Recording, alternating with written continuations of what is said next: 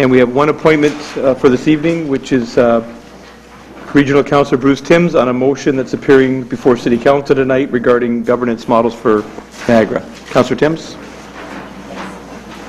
Welcome. Thank you. Thank you, Your Worship. My first opportunity to speak to Council this term. So I want to thank you for the opportunity to speak to Councillor Secord's motion. It is the policy of this Council that regional councillors may speak to City Council by appointment only, like any other citizen. So I made this appointment having heard Councillor Secord's notice of motion while attending this Council last year. This is a motion for a staff report on best practices of municipal governance around the province and to report back to Council with options for consideration.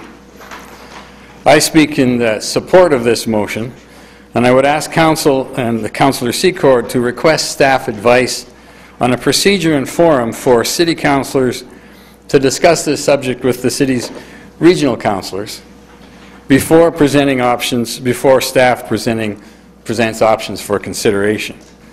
We have a good mixture of regional councillors for this discussion this term, and their opinions will be valued, I'm sure. We have some councillors that have served on both city and region, Councillors Height and Katzman, and former Mayor Rigby, and some new councillors, Councillors Caslin and Petrowski, that have not served on City Council or Regional Council and will come with fresh eyes. And I guess I stand as a veteran, 20 years at Regional Council, and I have been through several regional reform debates over the years. And I can tell you that I've learned a lot about Niagara and the 12 municipal councils around the region, and my opinion on governance has evolved over time. The motion tonight calls for staff to research best practices around the province and present options. And I agree that it is a good first step in a process many hope will lead to reform by the next election in 2014. This Council has already supported a motion from former Councillor Andy Gill supporting direct election of regional chair. And there seems to be a broad consensus in the community for election of a regional chair by all the voters in the region. So I spoke at that time in support of electing the regional chair at large, and I did at that time discuss that this was probably not enough. We needed more reform, and we need to do more. We need to integrate regional council with the city councils around the region, like they do in the Halton region.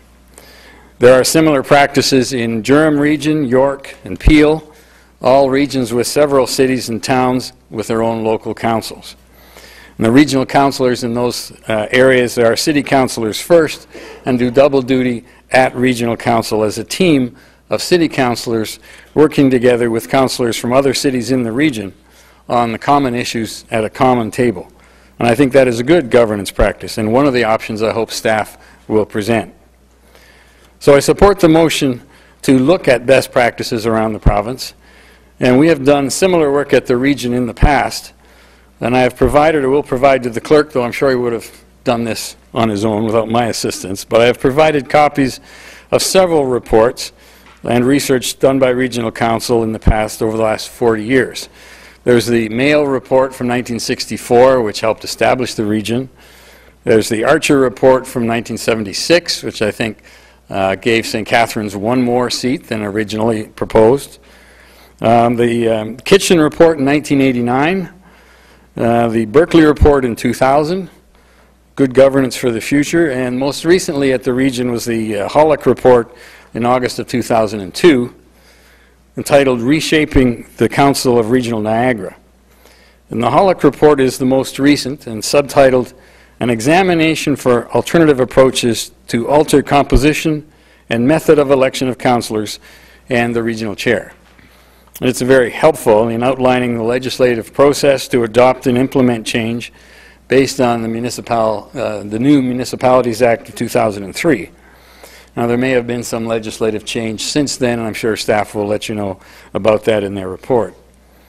But this report does examine several options and does look at the double-duty city councillor option. They call it double direct election.